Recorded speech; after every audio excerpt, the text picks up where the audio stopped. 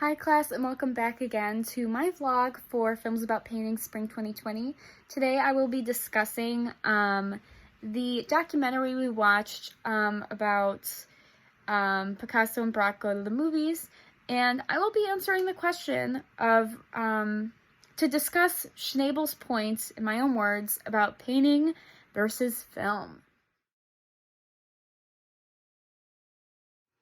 So Schnabel pretty much starts off, and I'm going to quote some of him in order to talk about it myself. He starts off his conversation about film and painting by saying, "What I liked about painting was that it was still. The movies were moving, and that was good for the movies, but I liked the fact that paintings were static. Now that doesn't mean that the combination, the syntax, and the dialectic of what's going on inside of the painting can generate something outside of that's moving. And that's really what happens. The simultaneous quality, I mean, when you look at a painting, you get everything immediately. The beginning, the middle, the end, and then the beginning, middle, and end again. And so it's that factor of time. And I think that's what Schnabel, in my opinion, and I could be wrong, I think we could all interpret things differently. I'm here for that, but Schnabel's pretty much talking about how time plays a factor in art. I think with a painting, and as someone who has a hard time sitting down and watching a movie, I am that person who talks during a movie. I am the person who falls asleep during the movie, because if I don't talk during the movie, I will fall asleep. So I don't have a huge amount of patience for a lot of films, unfortunately. That's just how I am.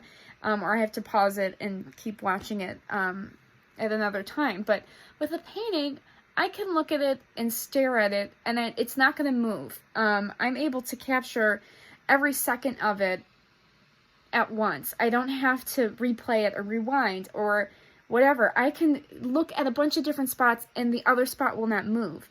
Maybe I'll interpret it differently after looking at a different spot and looking at that same spot again, but that's the beauty of it. I don't have to sit for 2 hours to get what the whole meaning's about. And Schnabel pretty much talks about that, you know, he says that, I can't find the direct quote, but he pretty much says that, like, you have to wait till the ending to get that. And, like, movies are awesome. Let's be real. Like, you know, I as much as I say that I'm not the biggest movie watcher, I have my favorite movies, and I will sit down and watch them and be happy about it and not fall asleep and not talk. But, you know, there's that difference where a painting, it's more you, if that makes sense, interpreting it, whereas, like, a movie is like telling a story. And obviously paintings tell stories too, but it's a matter of how you read it, whereas you have all those other influences that movies have, such as like real physical movement, sound, lighting, like, that changes, like, you know, all at once, not just how the static painting lighting is, and that's pretty much what Schnabel is trying to say. So now I'm going to take my interpretation of that and try and, like, back that up. So an article that I found that I really enjoyed reading was titled "Coppola Colored. Is there really so much difference between film and painting?" And this was written by Julia Turner in 2013. So she talks about Sofia Coppola, if she were a Renaissance painter, and Sofia specifically directed The Virgin Suicides, which is a very famous film, and pretty much what Turner is trying to say is that film and painting have a lot in common.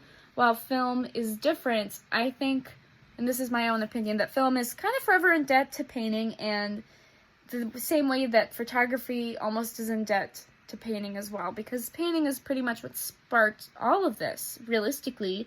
I like that Turner mentions, I'm going to kind of move away from Coppola though, even though that's in the title of the article, but Turner says, another director who I love for his use of color is Wes Anderson.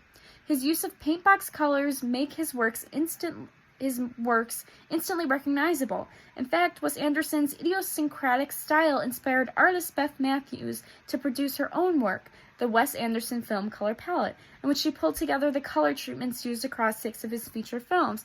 And now I'm going to pop Beth Matthews' work in just a second.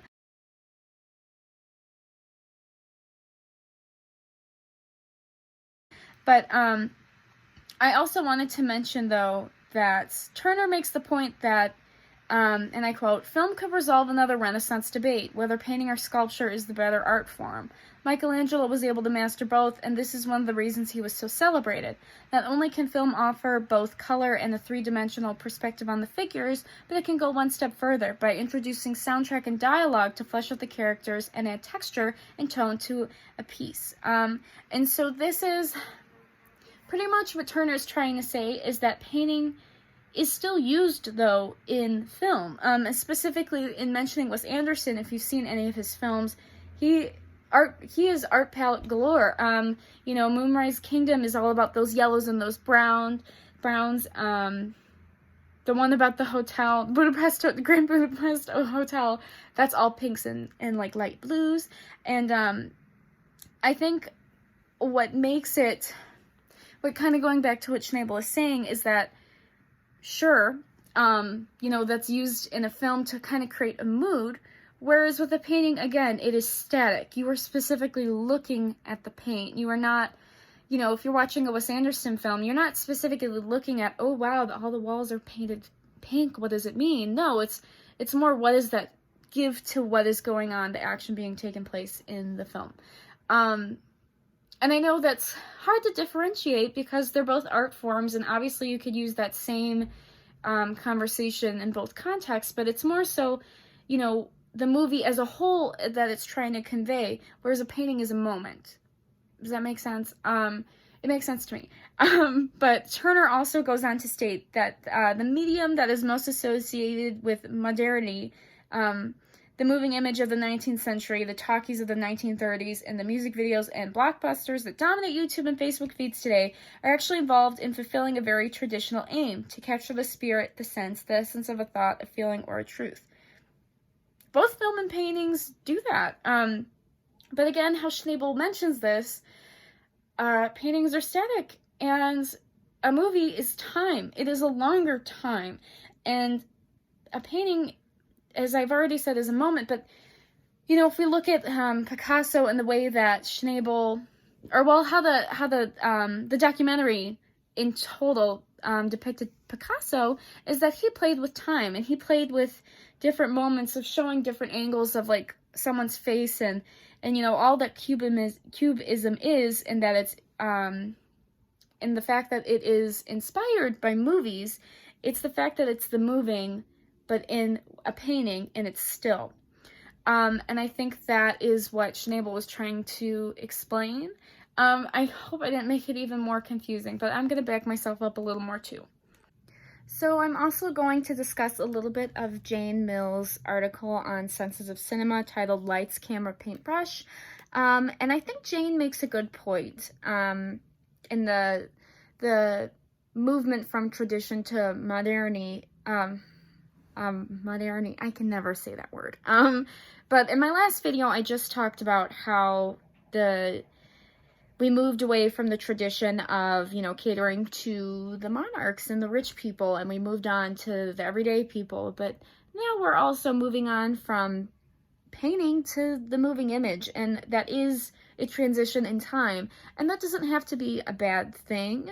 And I don't think that tradition versus modern, tradition has to be bad, modern has to be bad. I think they both are good in their own respects, right?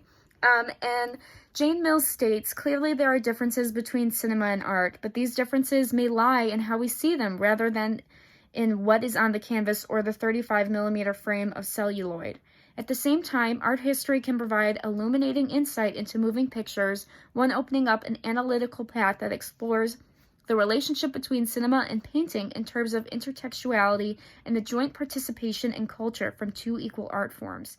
As Braque suggests, by focusing on the interplay between the arts, it becomes possible, and this is as Braque says, quoted by Mills, possible to explore the often antagonistic relationship between word and image and on the tension between tradition and modernity. So I like that Mills chose to focus on this contrast and And, you know, it's always the, oh, well, what's older or what's traditional is better. And, you know, this can be continued on from classical music to classic rock, where people are like, classical music's the best. And then, you know, classical rock is the new thing. But then we're here now where there's like 40-something-year-old men being like, yeah, classic rock, that's the best music in the world. Pop is garbage. That's the modern stuff. And, you know, that conversation's always going to be had, no matter what, unfortunately. We can't, for some reason, as human beings, we can't respect things and view them as art just the way that they are without comparing them to one another. I guess that was a little good quote from me. Anyway, but I think Mills is basically saying, though, is that, sure, painting and film are different. They're different. Let's be real. They are different. They're different forms of art, even though they kind of are similar in a way. They're both portraying something. They both evoke an emotion. And, you know, they both relate to those quotes that I mentioned earlier in the other article I mentioned. But it doesn't have to be the big hubbub around it, though, that one is, like, better than the other or something, or anything like that. And I think it goes back to what Schnabel was trying to communicate, is that they're just different. And the difference is time.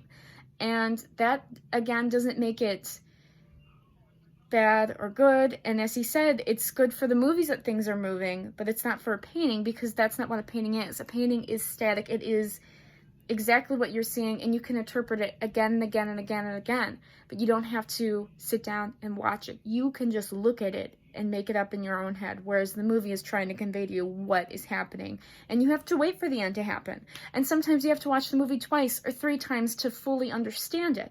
And I think that's pretty much what Schnabel was trying to convey. You know, but I could be wrong. But that's just my interpretation of it. But anyway, stay safe.